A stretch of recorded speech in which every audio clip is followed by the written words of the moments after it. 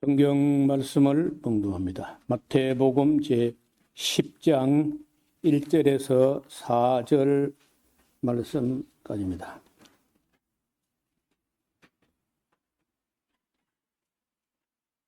예수께서 그 12 제자를 부르사 더러운 귀신을 쫓아내며 모든 병과 모든 약한 것을 고치는 권능을 주시니라. 12 사도의 이름은 이러하니 베드로라 하는 시몬을 비롯하여 그의 형제 안드레와 세베대의 아들 야고보와 그의 형제 요한, 빌립과 바돌로메, 도마와 세리마테, 알페오의 아들 야고보와 다데오, 가나안인 시몬과 및 가론 유다, 곧 예수를 판 자라. 아멘.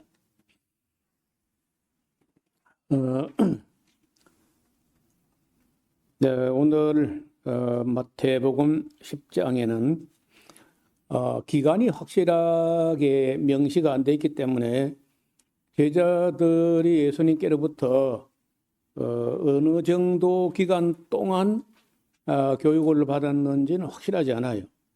그런데 이제 분량을 우리가 마태복음 1장부터 9장까지 지나오면서 그 기간을 보면은 그래 길지는 않았던 것 같아요.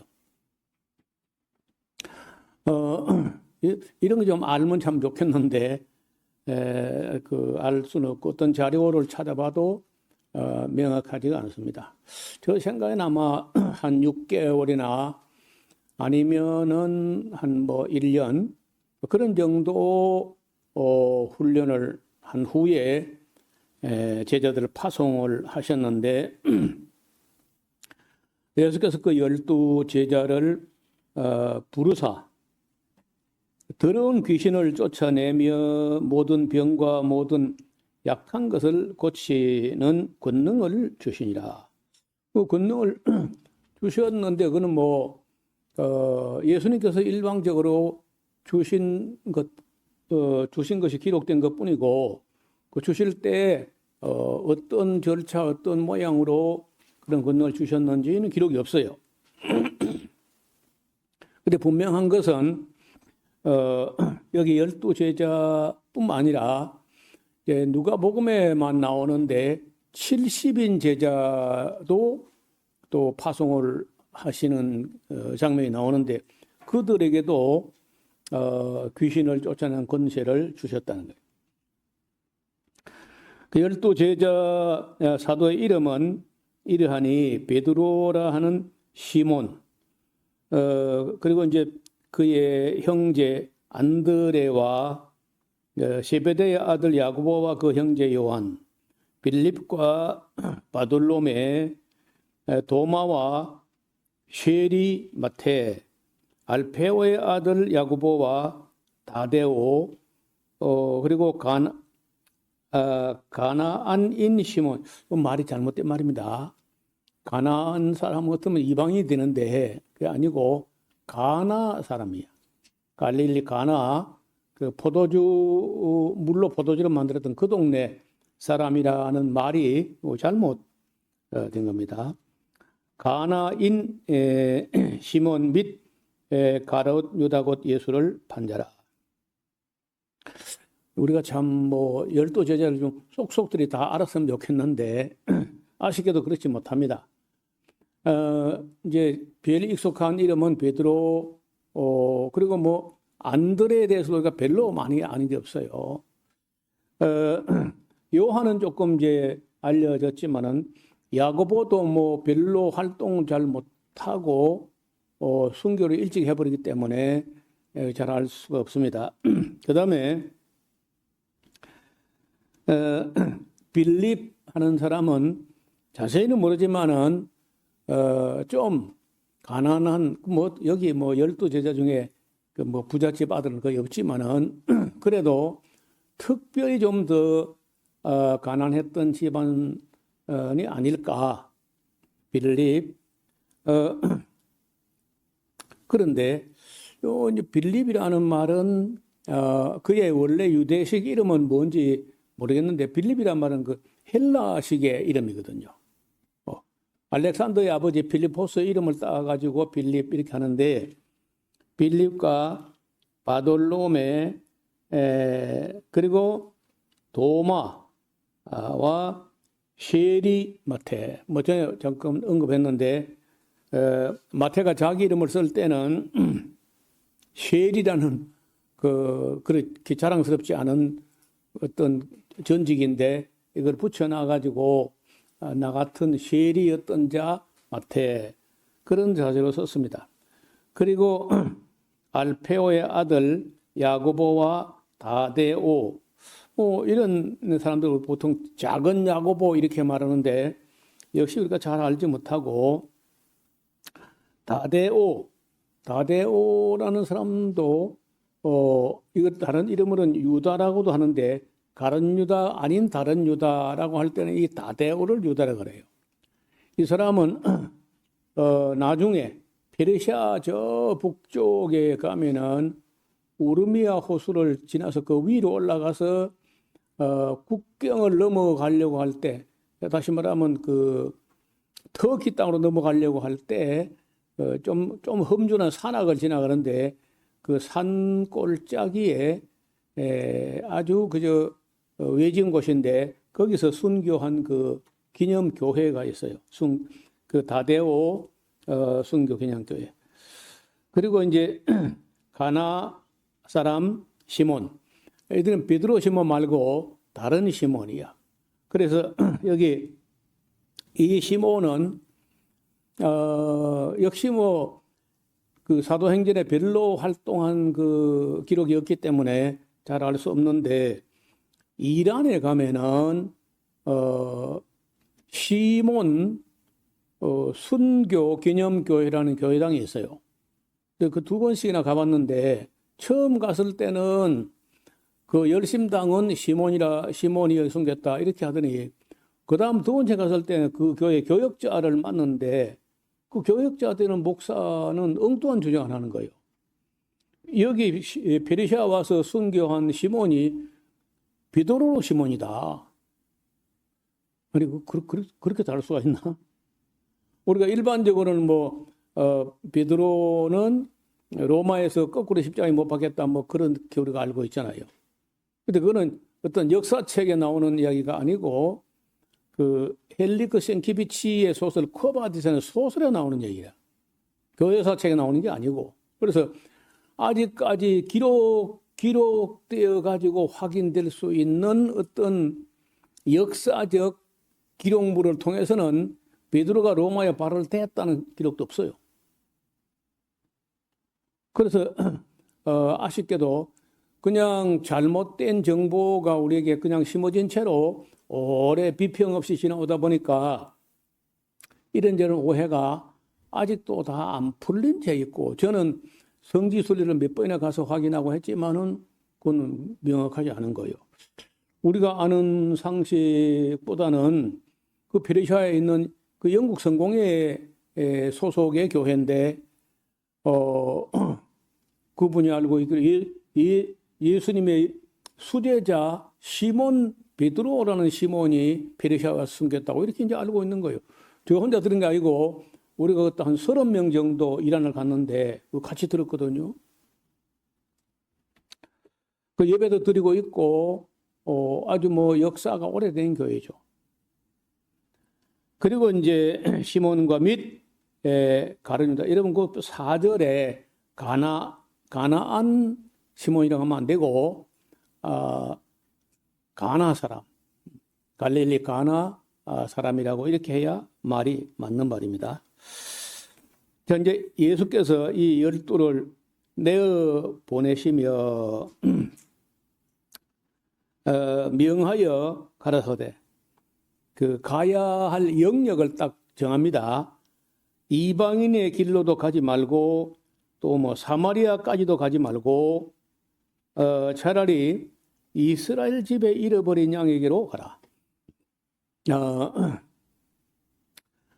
뭐 어디든지 가서 복음을 전한다고 해도 되지만은 1차적으로 사도들과 예수님은 이스라엘에 잃어버린 양, 그러니까 유대인들, 이스라엘 사람들을 1차적으로 대상으로 삼았다는 거예요.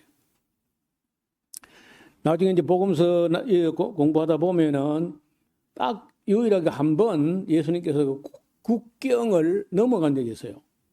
그게 그 남페니키아, 시르페니키아, 그 시르페니키아라는 말을 우리 할아버지들이 수로보니게 이렇게 해놨죠. 수로보니게.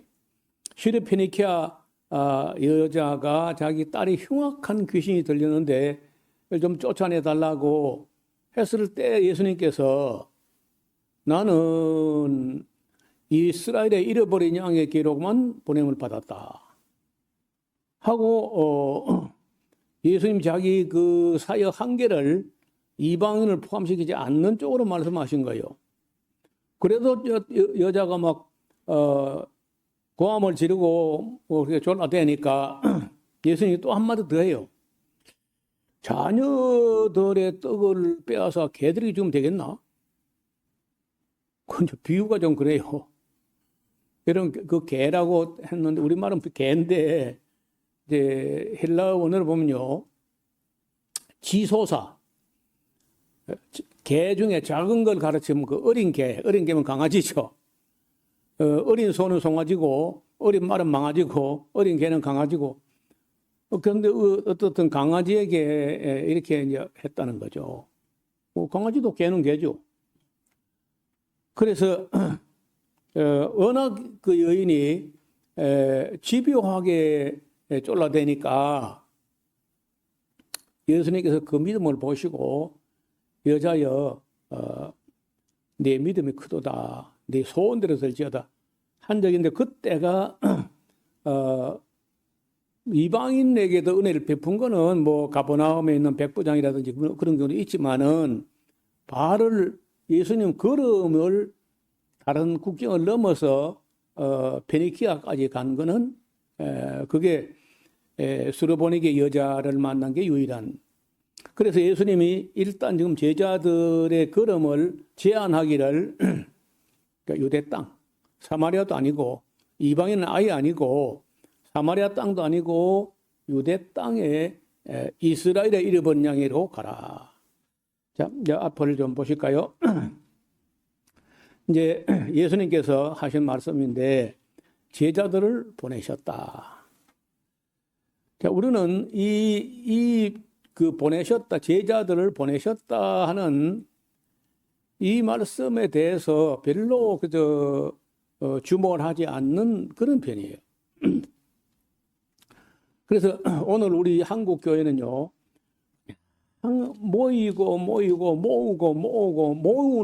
모이는 교회만 하지 보내는 교회, 흩어지는 교회는 잘 안 해. 이걸 뭐 오래도록 제가 지적도 하고 언급도 하고 강조도 하고 했는데 여전히 그저 교회는 계속해서 성장하고 뭉치고 막 이게 숫자가 불어 양적으로 부흥되고 이렇게만 하지 흩어서 보낸다는 개념이 너무 빈약하다는 거예요.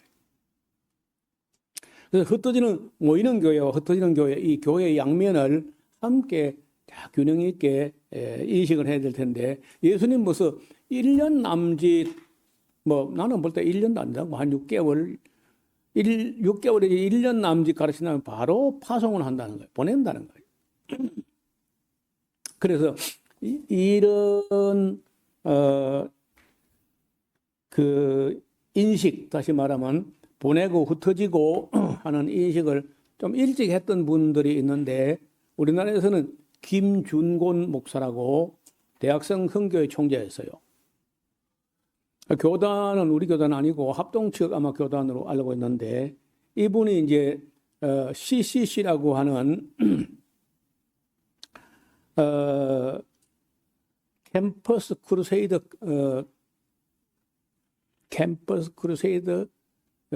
크리스찬 크루세이드 뭐 이렇게 했던 건데 CCC 해가지고 이 사람들을 훈련을 해가지고 서울의 어느 한강 강변에 미루나무 숲에서 이제 대학생 전국 대학생을 모아가지고 수련을 해요.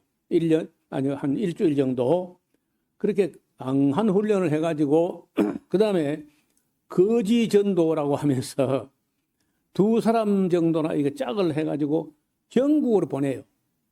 근데 마치 보면은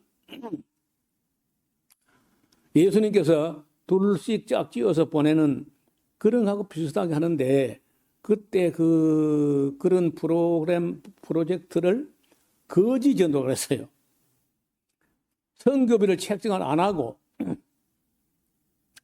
가서 물도 얻어 마시고 밥도 얻어 먹어가면서 진짜 예수님의 제자들이 주머니도 갖지 말고 전대도 갖지 말고 두벌옷도 가지 말고 지팡이도 가지 말고 이제 아무것도 없이 맨몸으로 가가지고 복음 전하고 밥 얻어 먹고 그렇게 이제 하도록 하는 걸 꽤 오랫동안 했어요. 근데 그때로서는 대단한 일이었는데 조금 아쉬운 면이 있는 거예요. 그 CCC가 갖고 나온 전도지가 뭐냐면 사형리라는 게 사형리. 네 가지 영적 원리라는 걸 조만한 요래 소책자 같은 데 해가지고 네 가지 영적 원리 뭐 이렇게 하는데 그 빠진 게 있어요. 그 사형리에서 내가 항상 미흡하게 생각하는 게 있는데 그게 뭐냐? 그 사형리가 제 1원리가 뭐냐면요. 하나님 당신 사랑합니다는 거거든요. 그리고 하나님이 당신을 향하여 놀라운 계획을 갖고 있는데 당신 아무것도 모르고 있지 않느냐. 이렇게 해요. 그래서 예수님을 영접하게 하고 기도하고 이제 이렇게 하는데 그거는 미국에서나 있을 법한 일이지 한국에는 안 맞는 거예요. 미국의 빌 브라이트 박사라고 하는 사람이 시작을 했기 때문에 그 사형리라는 게 한국말로 번역만 됐다 보니 지금 미국식인 거야. 하나님이 계신 것은 일단 인정하고 사는 사람들에게는 맞는 말일 수 있으나 한국 사람은요 하나님 계신 것을 안 믿는다고. 그러니까 먼저 전도하러 가려면 하나님 계신 것을 계신가 마신가 하는 걸 어제 확실히 하는 그 과정이 필요한데 그건 늘 제가 아쉬워. 그때부터 저는 예수님을 감 믿고 나서 그 사람들 만나가지고 전도하는 걸 보고 사형리를 공부를 하고 했는데 그 미흡하다. 하나님 계신 것도 안 믿는 사람에게 하나님 당신을 사랑하고 또 당신을 향한 하나님의 놀라운 계획이 있다. 이렇게 접근을 하는데 상당히 이제 긍정적이고 뭐 좋은 면도 있으나 내가 볼 때 전도지가 너무 작아서 시골 할머니 하루가 아예 눈에 보이지도 않고 너무 째째하게 만들었고 그래서 저는 그림을 그려가지고 하나님 계신 거 먼저 증명하는 문서를 만들고 그렇게 하니 그래서 사실이면 증거가 있다 이렇게 해가지고 전도지를 만든 적이 있습니다. 여기 보시면 앞을 보세요. 예수께서 이 12를 보내시며 명하여 가라사대 자 일단 이방인까지는 가지 마. 이방인의 길로도 가지 말고 심지어 사마리아인의 고래도 가지 말고 차라리 이스라엘 집에 잃어버린 양에게로 가라. 그 대상을 딱 정해요. 그리고 가면서 전파하여 말하되 천국이 가까웠다. 여러분 전도 문구는요. 너무 길면 안 돼. 천국이 가까웠다. 그러면 천국이 뭐지? 가까웠다고? 어디까지 왔지? 이런 식으로 이제 궁금하게 하는 전도라는 것은요. 그 1차적으로 이런 그 사람들 머리에 콱 박히는 말이 짧아야 돼. 사도 바울이 에베소서 사역할 때 사람이 손으로 만든 것은 신이 아니다. 이렇게 하잖아요. 저 같은 경우는 사실이면 증거가 있다. 이렇게 말이 짧아야 돼요. 그 제목 자체가 마음에 콱 박히게 짧게 한다는 거예요. 그리고 이제 하고 병든 자를 고치며 여러분 병든 자를 고치면요 당연히 사람들이 모입니다. 죽은 자를 살리며 근데 12제자가 나가서 죽은 자를 살린 일이 있었다면은 그 복음서에 기록됐을 텐데 없어. 그 나중에 이제 예수님 부활 승천하신 후에 사도행전에서는 사도들도 죽은 자를 살리는 일이 있습니다. 이따 볼 텐데요. 문둥이를 깨끗게 하며, 제가 그 상당히 찾아봤는데, 12제자나 사도들 시대 사도행전에서도, 문둥병자를 예수님은 깨끗게 한 적이 있는데, 사도들이 문둥병자를 즉석에서 깨끗하게 하는 사례는 기록이 없는 것 같습니다.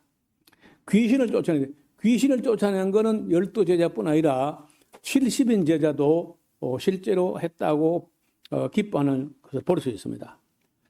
또 귀신을 쫓아낼 때 너희가 거저 받았으니까 거저 주라. 아무리 병을 고치고 해도 그 병 고쳐줬다고 교회에서 돈 받거나 그러면 안 돼. 그리고 너희 전대에 금이나 은이나 동이나 가지지 말고 또 여행을 위하여 주머니나 두벌 옷이나 신이나 지팡이를 가지지 말라. 이것은 일꾼은 일하면은 어디 가서 먹는 것 정도는 제공될 거다 하는 건데 지금 같으면 모르겠는데요. 그 옛날에 어려운 시절이야. 먹고 사는 게. 그런데도 뭐 만약 병자만 고친다 할지라도 먹는 건 주고 하지 않겠나. 여러분 우리는 그래도 어지간하면 삼시세끼를요 따뜻한 밥을 해서 먹잖아요. 난 이건 참 한국 사람의 천하의 복이라고 봅니다. 그런데 저쪽 사람들은요 따뜻한 밥을 없어. 그런 건 빵을 구우면은 보통 한 일주일을 굽습니다. 일주일 분의 빵을 한꺼번에 굽는데 매일 굽는 게 아니야. 일을 해야 되니까.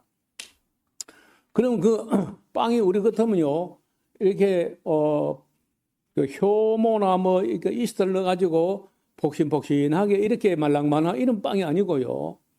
이러면 딱 부러집니다. 그걸 입안에 넣고요. 녹여서 밀가루인데 입안에 넣고 달지도 않아, 그럼요. 녹여서 그리고 이제 꼭꼭 씹으면 이제 겨우 뭐 고소한 맛이 좀 날까 말까. 그러니까 그걸 이제 성경에 말하기를 마른 떡 한 조각을 놓고도 화목하는 것이 육선이 가득하고 싸는 것보다 낫다 이런 말이 나오잖아요. 그 마른 떡이라는 게 마른 떡도 아니고 빵인데 이거 분지르면요 딱 그런다니까. 그러니까 그걸 무슨 그 신포도주나 이런 게 있으면 찍어서라야 겨우 이게 씹어 넘기지. 참 보기만도 눈물 나는 일이라. 그리고 이제 그게 그 더운 지역이기 때문에 그 방이 바짝 말라 있어야 곰팡이가 안 썰고 오래 하고 하는 거지.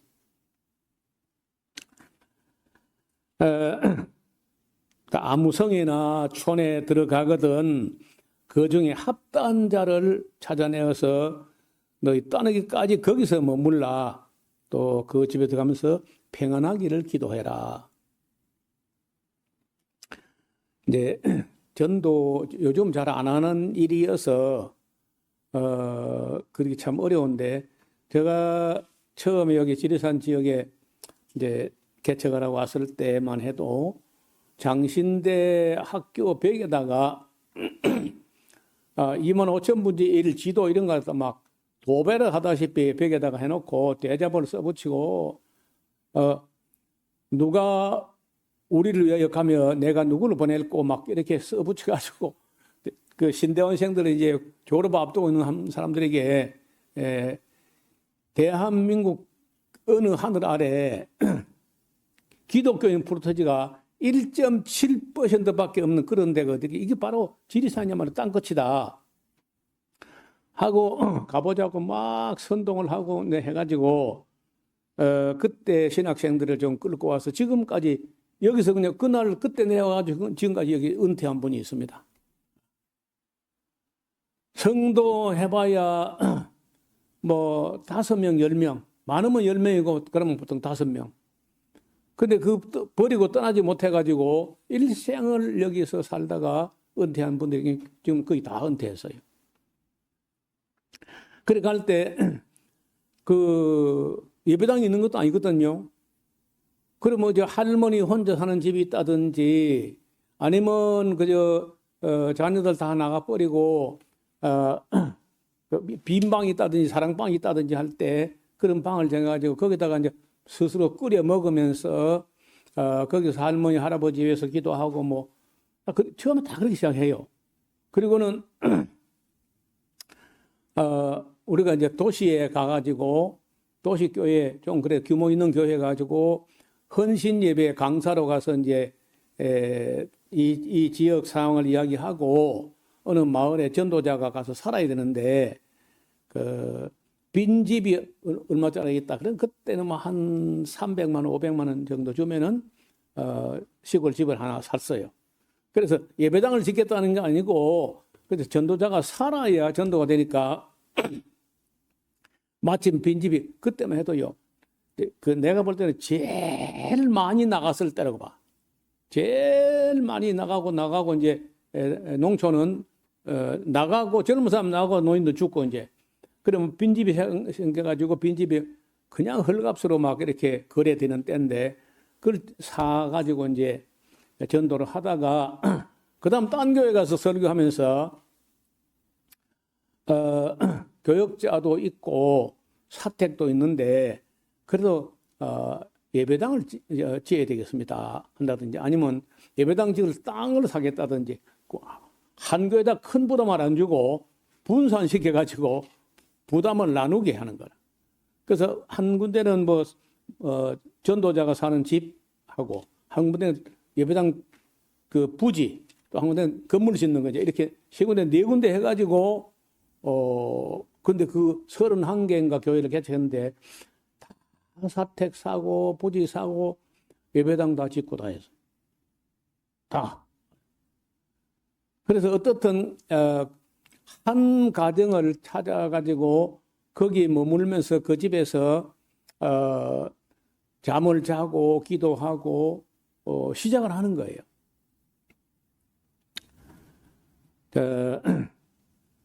그때는 여기 서부 경남 쪽에서 목사 전도사 중에 자동차를 갖고 있는 사람이 아마 저하고 한두 사람 더 있었겠나. 교회가 혹 뭐 봉급 버스 같은 거 갖고 있는 사람 있어. 목회자가 자기 개인 차를 갖고 있는 거 잘 없었는데 저는 88년도에 목사 안수 받을 때 스위스로 시집을 간 한 자매가 성경 강좌 왔던 사람인데 목사 안수 기념으로 중고 지프차를 하나 사줘가지고 그 뒤로 그 부서지면 또 지프 한 대 더 사고 지프차를 3대인가 4대인가 작살낸 것 같아요. 여러분 그렇게 전도자가 와서 어떤 집을 정하고 거기서 엎드려 기도하고 전도하고 이제 이렇게 하는 걸 시작한 적이 있었습니다. 앞을 보겠습니다. 여기 보면은 여기 정리를 해보려고 해요. 전도자의 자세. 첫째, 이스라엘 집에 잃어버린 양에게로만 가라. 대상이에요. 전도 대상. 그리고 무슨 말 하느냐? 천국이 가까웠다 해라. 그리고 병든 자를 고치고. 여러분, 요즘은 요즘 잘 안 하는 말인데 우리가 믿을 때만 그러니까 뭐 지금부터 한 50년 전 그런 때만 해도요. 예수 믿으면 병 난다고 당연히 낫는 걸로 이렇게 배웠어요. 예수 믿으면 병 낫는다. 그리고 안 믿어도 낫는데 안 믿어도 그렇죠. 예수 안 믿어도 병은 낫잖아요. 언제든 다. 그럼 낫는 거지. 그러니까 그게 아주 뭐 거의 표처럼 예수 믿으면 병 난다. 그런 말을 뭐 했어요. 그 얘기는 아마 저 생각에는 초대교회부터 지금까지 계속 되어 왔는데 요즘만 좀 안 하는 것 같아요. 전에는 우리가 처음 믿으면 뭐 당연히 예수 믿으면 병 낫는 걸로. 그리고 이제 병 나으려고 교회 가는 사람도 많아. 병 나으려고.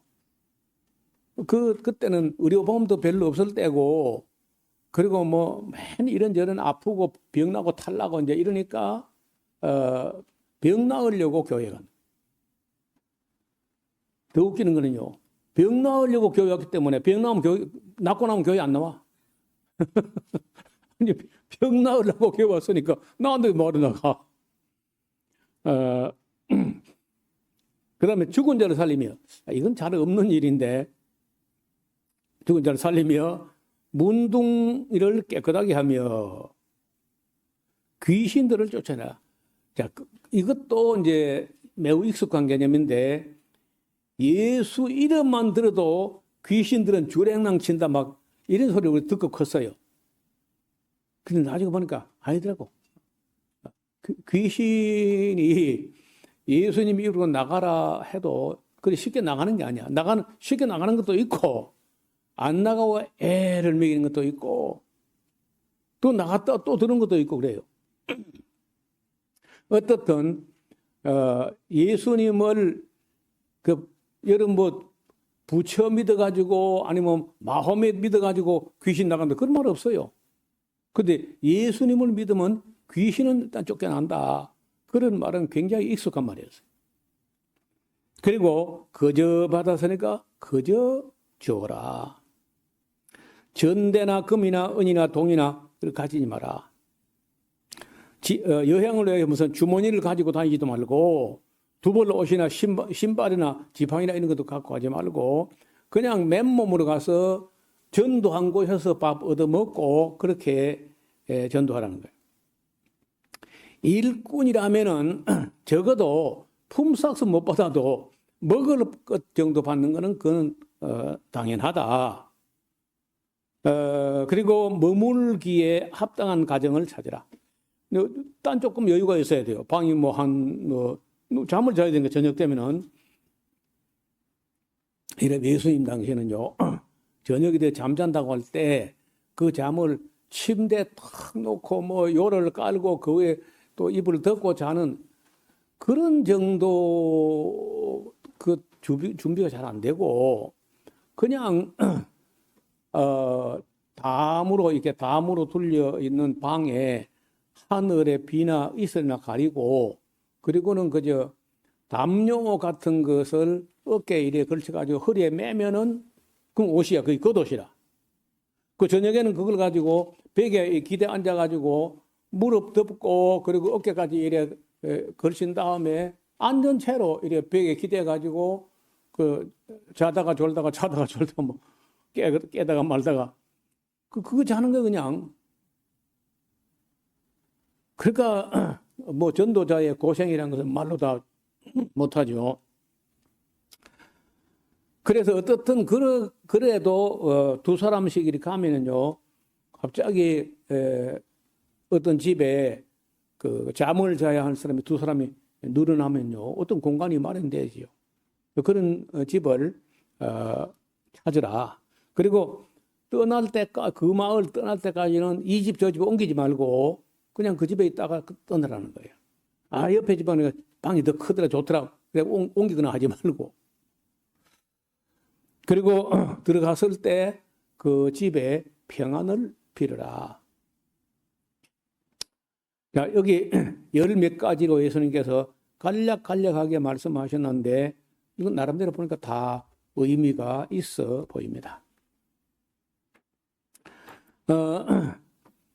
여러분 이 내용을 보면은 어떻든 가면서 하나님 나라 가까웠다 하는데 그 증거로서 하나님 나라 가까웠다 하는 그 하나님 나라가 바로 예수 믿는 사람들의 나라, 땅이 아니고 예수 믿는 사람들로서 이루어지는 그런 나라인데 그 나라의 그 강력한 능력이 뭐냐? 병이 고쳐지는 병을 고치는 것이고 귀신이 쫓겨나가는 거예요.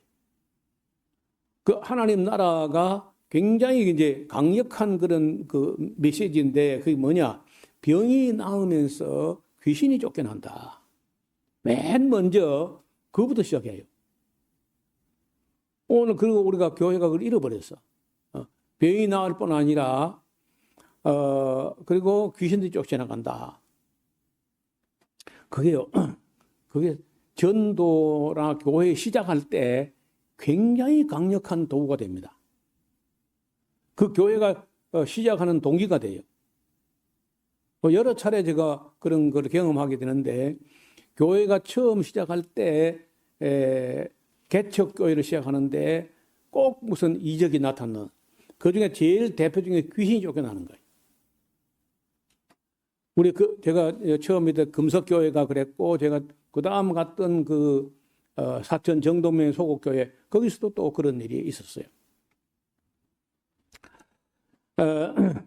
여기 이제 누가복음의 병행구를 보면은, 누가복음 9장에 있는데 6절에 제자들이 마을에 두루 다니면서 곳곳에 복음을 전하며 병을 고치더라. 그러니까 하나님 나라가 다가가면요, 병이 고쳐지는 거예요. 그리고 나서 이제 예수께서 승천하신 후에는요, 사도행전 9장에서 베드로가 도르가라고 하는 사람이 죽었는데 살리는 사건이 나옵니다. 여러분, 그 죽은 사람이 살아나면요, 그게 바로 교회가 되죠.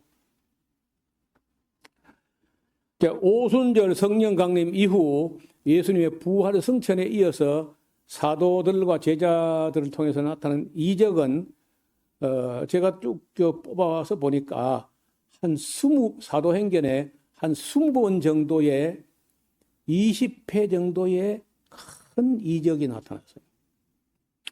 첫 번째 이적은 이제 사도행전 2장 1절 4절에 나오는데 다른 배우지 않은 15지방의 언어를 소위 말해 방언이라는 건데 그럼 그 성령 강림의 표적이 나타났죠. 그리고 이제 사도행전 3장에 나중에 볼 텐데 그 보면은 베드로가 나사렛 예수 그리스도 이름으로 성전 미문 앞에 앉아 있던 자를 그 안전병이 그 하반신 장애자인데 뭐 돈이나 좀 얻을란가 이렇게 쳐다보고 있어. 근데 베드로가 은과 금은 내게 없거니와 내게 있는 것으로 내게 주노니 예수 그리스도 이름으로 일어나 걸으라 해가지고 그 예루살렘 시민이 거의 다 아는 사람이에요. 너무 아주 편한 사람이죠. 그 아름다운 문이라 미문이라는 그 문에 앉아가지고 한 푼만 줍시오 하던 사람이기 때문에 다 아는 사람인데 이게 일어나니까요. 강력한 전도가 되는 거죠. 그리고 이제 사람들이 베드로의 그림자라도 덮이면 우리 가족의 우리 아빠의 우리 엄마의 우리 딸의 병이 나을란가 해가지고 베드로 지나갈 때 그 베드로를 불러 모시는 것까지는 막 감히 그렇게 못하고 베드로 그림자만 지나가도 안 낫겠나 그 정도로 하나님 나라가 아주 강력한 능력으로 나타난다는 거예요. 그래 실제로 또 베드로 그림자 지나가면요 사람이 막 병이 낫는 거예요. 예수님은 손을 얹은 적 병이 나으리라고 하는데 손을 안 얹고 베드로 그림자만 지나가는데 막 병이 낫는 이런 일이 막 일어난다는 거예요. 그리고 이제 사도행전 9장에 보면요 중풍병자 애니아가 치료받는 얘기인데 루따에서 8년 동안 중풍병으로 누워있던 애니아가 치유된 사건이 나옵니다. 이런 그러니까 그 예수님께서 맨 첫 번째 제자를 내보낼 때 이렇게 해라 하는 거 그때 그 파송 그 기간 동안에 모든 뭐 죽은 자를 살리고 문둥병을 고치고 다 하는 게 아니고 파송 한번 그때 파송한 이후요 어쩌면 그 한 번 파송이자 영원한 파송이야.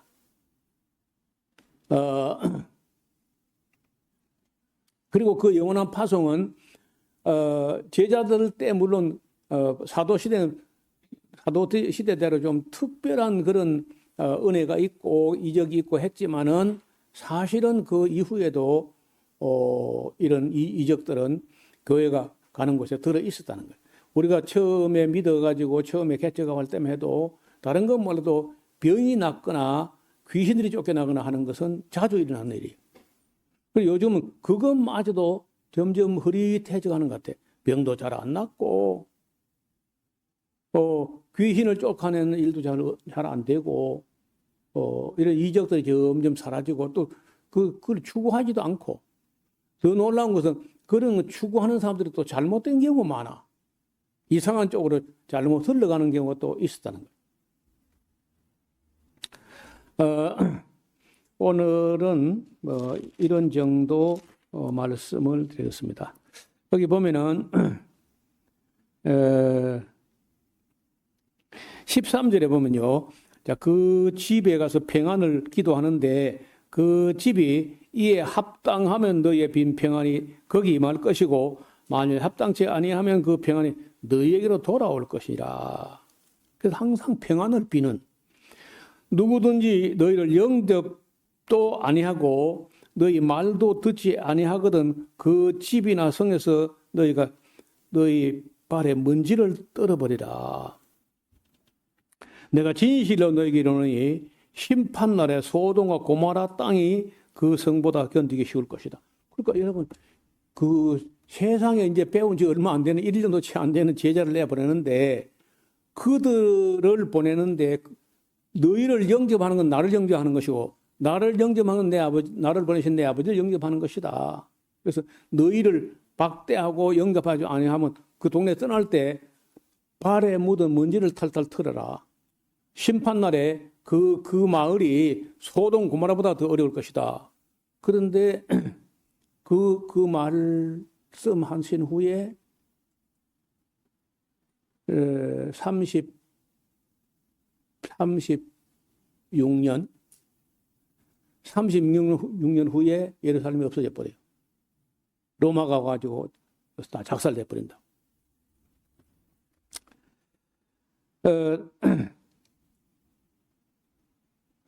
그리고 16절 보라 내가 너희를 보냄이 양을 이리 가운데 보낸가 같도다.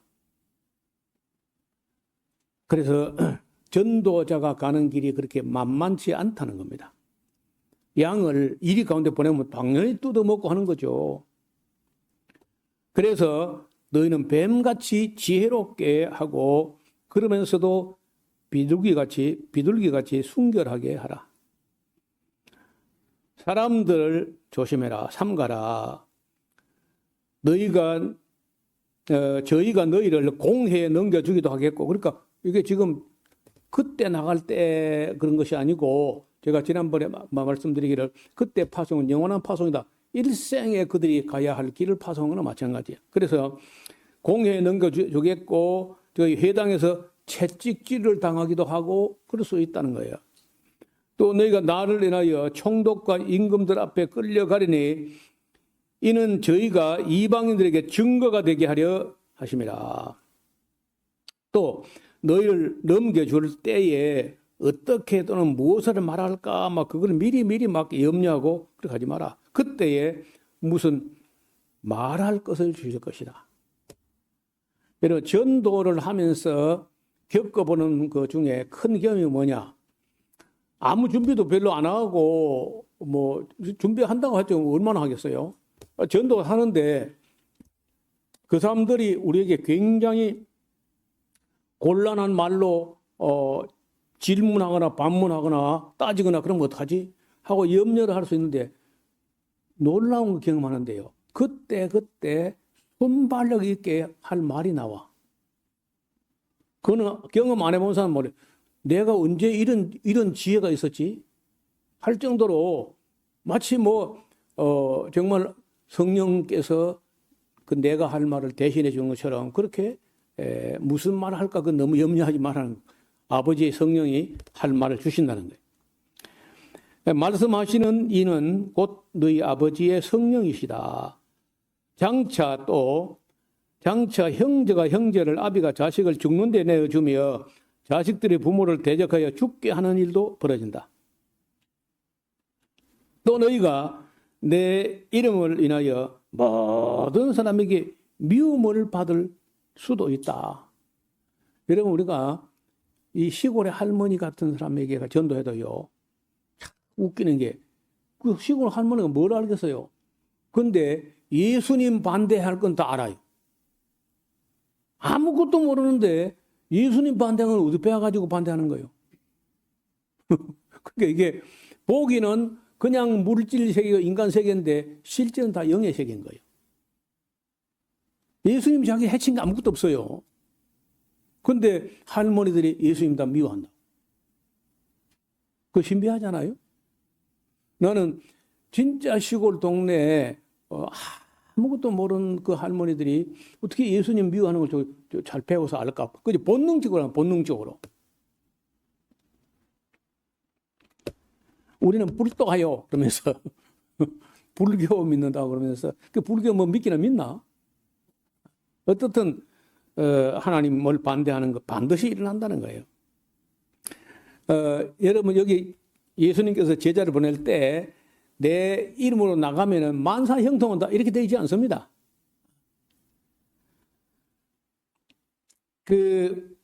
내 이름 때문에 모든 사람에게 미움을 받을 것이지만은 나중까지 견디는 자는 구원을 얻으리라. 또 이 동네에서 너희를 핍박하거든 저 동네로 피하라. 나는 이 말을 지금도 선교사들이 이거는 이사로 생각하거든. 선교 안 되면요 그 시간 낭비하면 안 됩니다. 안 되는 곳에 가서 선교를 무슨 오기로 하려고 끝까지 안 떠나고 안 옮기고 그 시간 인생을 허비하고 선교비를 낭비하고 그런 게 너무 많아. 내가 너무 딱해가지고 선기 순례 중에 그런 사람 만나면요 성경을 보시라. 이 동네 핍박하면 저 동네 피하라고 돼 있다. 뭐하라고 인생을 허비하느냐. 그래서 좀 해서 안 옮기는 거야. 어떤 사람은 이스라엘 가서 23년을 사역을 했는데 단 한 명도 이스라엘 사람 전도를 못 했어요. 그 사람 이름이 이정복인데 왜 이정복이지? 이스라엘 정복하라. 그 이름이 이정복. 근데 정복 못하고 단 한 명도 전도 안 된 거예요. 그러면 늙어버려서 그냥 선교사가. 그러니까 여행사 가이드하고 그냥 끝나는 거야. 아깝다. 저는 인물도 아까운데 지금. 이 동네에서 너희를 핍박하던 저 동네를 피하라. 내가 진실을 너희에게 이르노니 이스라엘의 모든 동네를 다 다니지 못하여 인자가 오리라. 이 말은 좀 어려운 말인데 하여간 이런 내용을 다 종합적으로 보면은 그날 파송할 때는 저 생각에는 아마 한 달이나 아니면 몇 주간이나 이런 짧은 기간 동안에 한 바퀴 돌고 오라고 했을 것 같아요. 그런데 내용을 보면 그때의 파송은 한 번이지만은 일생에 갈 길을 말씀하신 것 같아요. 일생 전도자의 갈 길을 이렇게 지도하시고 인도하신 것 같다는 거예요. 네, 오늘도 좀 진도가 못 나가서요. 24절 이하는 다음 시간에 한 번 더 연장해서 말씀드리겠습니다. 기도드리겠습니다.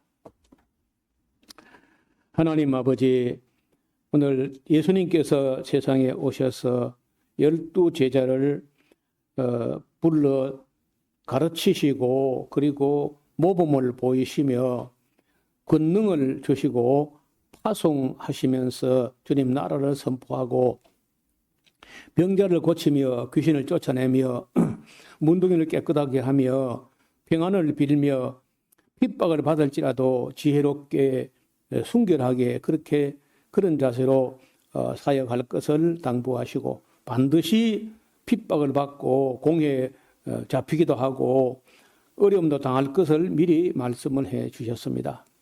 이제 우리가 이날부터 예수님께도 배우지만은 제자들이 나가서 어떻게 사역했는지도 천천히 잘 배워가는 귀한 시간들 되게 하여 주옵소서. 또 우리가 배운 대로 실천함으로써 우리를 통하여 또 다른 사람들이 예수님을 만날 수 있게 하여 주옵소서. 예수님 이름으로 기도하옵나이다. 아멘.